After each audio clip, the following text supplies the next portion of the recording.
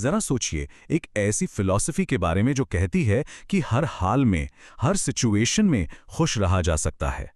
पर क्या हो जब उसी फिलॉसफी को अपनी सबसे बड़ी, सबसे मुश्किल चुनौती का सामना करना पड़े? आज हम एक ऐसी ही कहानी को समझने जा रहे हैं जहां उम्मीद और निराशा के बीच एक असाधारण सोच की असली परीक्षा होती है। ये सिर्फ कुछ शब्द नहीं हैं, ये एक दिल की गहराई से निकली हुई मायूसी की आवाज़ है। ये एक लाइन हमें सीधे उस तूफान के बीच में ले जाती है जहां एक छोटी सी लड़की की सारी उम्मीदें बिखरती हुई नजर आ रही हैं।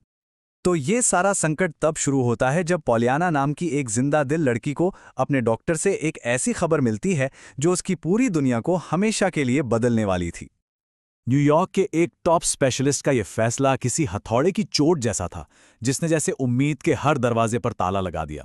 पॉलियाना के लिए ये सिर्फ एक बुरी खबर नहीं थी, बल्कि ये उसके जीने के तरीके पर ही एक बहुत बड़ा सवालिया निशान था। पता है, पॉलियाना की जिंदगी द ग्लैड गेम नाम के खेल के इर्द गिर्द घूमती थी। एक ऐसा खेल जिसमें हर मुश्किल में, हर बुरी से बुरी बात में भी खुशी का कोई ना कोई कारण ढूंढना होता था। उसने ये खेल पूरे शहर को सिखाया था।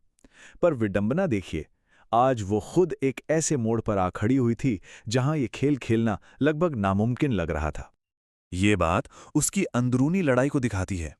उसे यह एहसास हो रहा था कि दूसरों को खुश रहने की सलाह देना कितना आसान है, पर जब वैसी ही मुसीबत खुद पर आन पड़ती है तो अपने ही बनाए हुए नियमों पर चलना कितना कितना मुश्किल हो जाता है। लेकिन ये खबर सिर्फ पॉलियाना तक ही नहीं रुकी। बहुत जल्द दुख की एक लहर ने पूरे के पूरे कस्बे को अपनी चपेट में ले लिया। बेल्डिंग्सविल कस्बे में जैसे मायूसी फैल गई थी।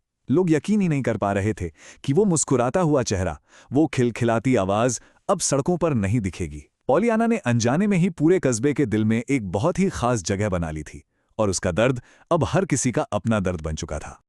और फिर ये खबर शहर के सबसे अजीब, सबसे रहस्यमयी शख्स जॉन पेंडल्टन तक पहुंचती है। एक ऐसा आदमी जो दुनिया से कटा-कटा अपनी ही एक अलग दुनिया में रहता था।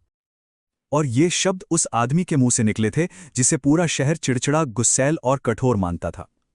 नैन्सी ने जब उनकी आंखों में वो भावनाएं देखी तो उसे एक पल के लिए यकीन ही नहीं हुआ। ये वो पल था जो दिखाता है कि पॉलियाना का असर कितना गहरा था। और इसी साझे दुख से जन्म होता है दया के एक ऐसे काम का, एक ऐसे एक्शन का जिसके बारे में किसी ने कभी कल्पना भी नहीं की थी। जॉन पेंडल्टन, वही इंसान जिन्हें सब कठोर और मतलबी समझते थे, उन्होंने एक ऐसा फैसला लिया जिसने सबको सच में हैरान कर दिया। उन्होंने जिमी बीन नाम के एक अनाथ लड़के को गोद लेने का फैसला किया। पेंडल्टन ने यह खबर मिस पॉली के जरिए पॉलियाना तक पहुंचाई। पर सुनिए, ये सिर्फ एक खबर नहीं थी, ये एक ऐसा पैगाम था जिसके असली मायने सिर्फ और सिर्फ पॉलियाना ही समझ सकती थी। और इस खबर पर पॉलियाना का जो रिएक्शन था, उसी से ये राज खुलता है कि उसकी असली खुशी का सोर्स आखिर है क्या। तो चलिए देखते हैं कि कहानी अपने सबसे भावुक पल तक पहुंचती कैसे है। मिस पॉली ये संदेश लेकर पॉलियाना के कमरे में जाती हैं, और जैसे ही वो ये शब्द कहती हैं, कमरे का पूरा माहौल ही बदल जाता है। ये पॉलियाना का पहला एकदम निस्वार्थ रिएक्शन था। उस पल में जब वो खुद अपनी जिंदगी के सबसे बड़े दुख से गुजर रही थी, उसका पहला ख्याल किसी और की खुशी के लिए था। यहां पर एक बात बिल्कुल साफ हो जाती है। पॉलियाना की खुश होने की जो हिम्मत लौटी, वो अपनी हालत सुधरने से नहीं लौटी, बल्कि ये जानकर लौटी कि उसने किसी और की मदद की है। उसकी खुशी दूसरों को खुश देखने में थी। लेकिन कहानी का असर यहीं पर खत्म नहीं होता। दया की ये लहर अब कस्बे के एक और टूटे हुए रिश्ते को जोड़ने की तरफ इशारा कर रही थी। तभी बातों बातों में पॉलियाना डॉक्टर चिल्टन के साथ हुई एक पुरानी बातचीत का जिक्र कर देती है, और इससे कहानी में एक नया, एक अनपेक्षित मोड़ आ जाता है।